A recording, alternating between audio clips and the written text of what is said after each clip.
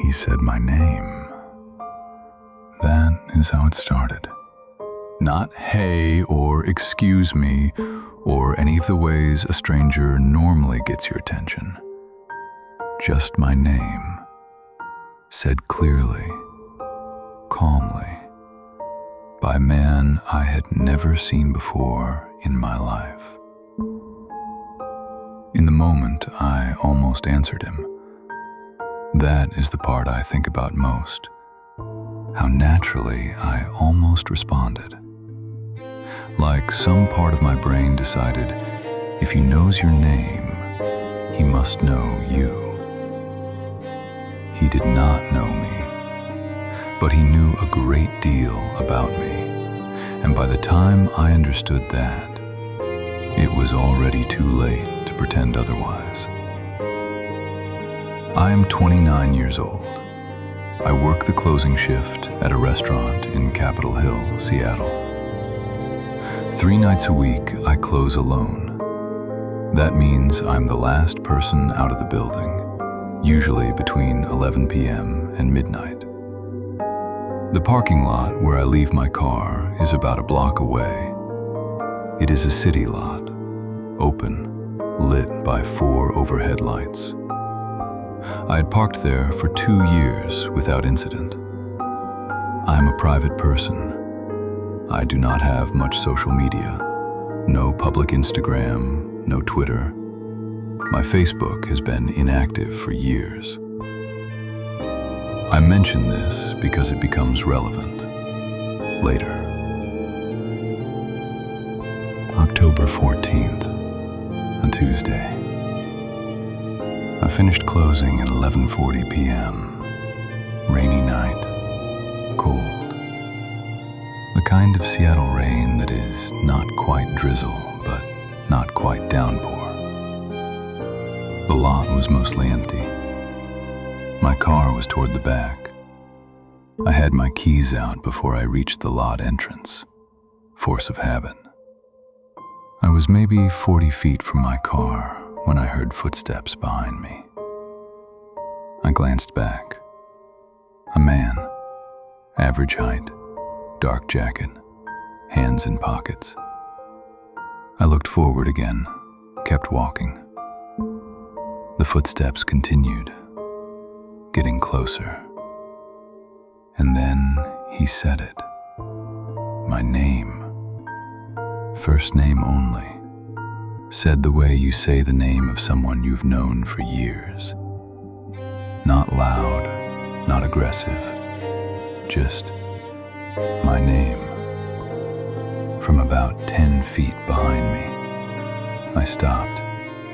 I turned around. He was standing under one of the lot lights. Late 30s maybe. Ordinary face, nothing remarkable.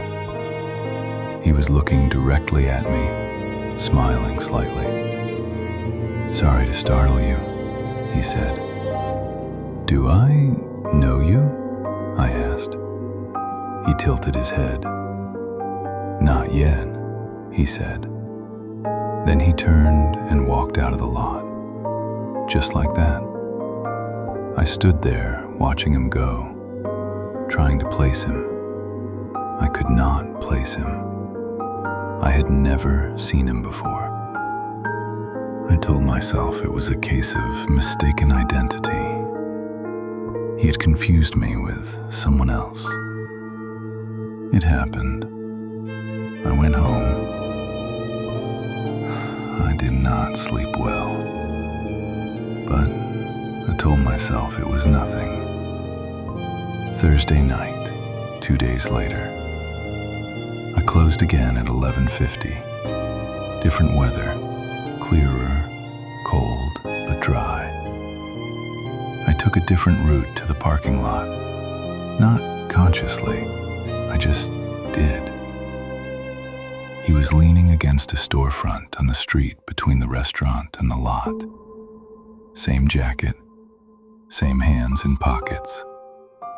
He saw me before I saw him. I know that because by the time I registered who he was already looking at me. He raised one hand, a small wave, the kind between people who know each other. Then he pushed off the wall and walked away in the other direction. I stood on the sidewalk in the cold and watched him until he turned a corner. My hands were shaking, not from the cold. I started paying attention after that. Really paying attention. I saw him 4 more times over the next 2 weeks. Once outside the grocery store, 3 blocks from my apartment. Once at the coffee shop I go to on weekend mornings.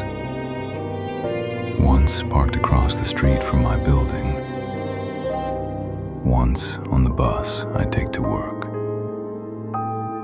Every time, the same thing. He saw me.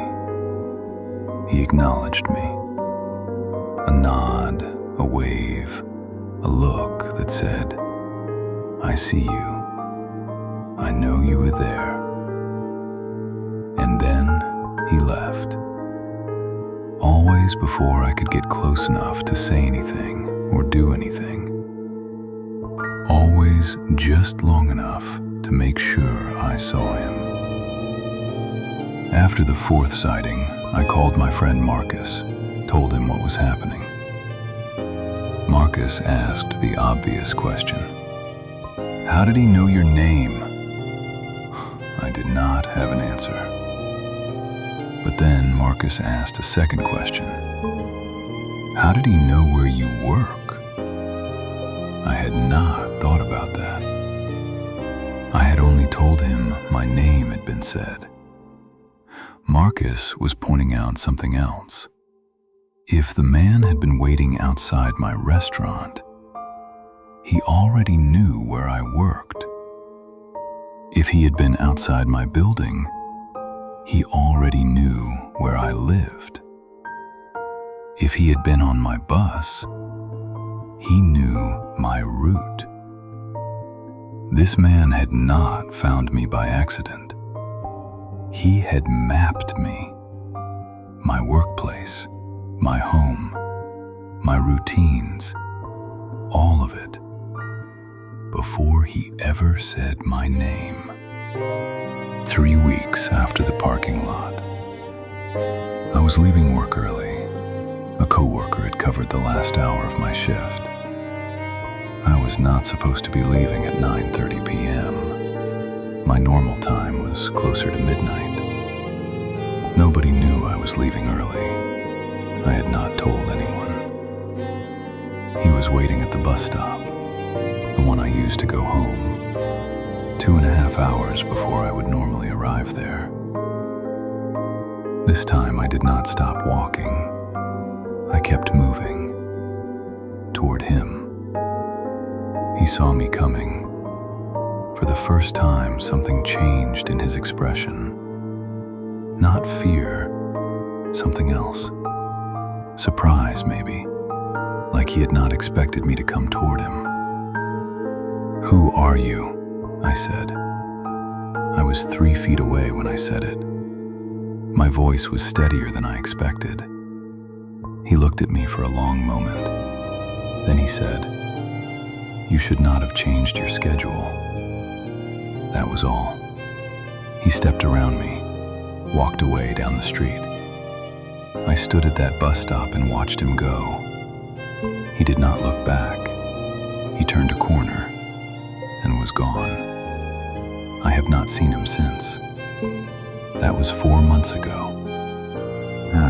I filed a police report. The officer who took it was professional, patient. She listened to everything. She asked if he had threatened me. I thought about it. You should not have changed your schedule. Was that a threat? I did not know. She wrote it down. She told me there was not much they could do without a name or further incidents. She told me to document everything, to vary my routine, to tell someone where I was going. to call if he appeared again. She also said something that I have thought about every day since. In our experience, she said, when someone invests this much time in learning a person's routine, they have a reason. She did not tell me what the reason might be. I did not ask. I no longer take the same bus. I no longer park in the same lot. I no longer close the restaurant alone. I asked my manager to change my schedule. He did not ask why. I think something in my face told him not to ask. I have gone over it 1,000 times. How he knew my name, where he got it from, how long he had been watching before that first night, what he wanted, what would have happened if I had not changed my schedule, what he meant when he said I should not have. I still do not have answers to any of those questions.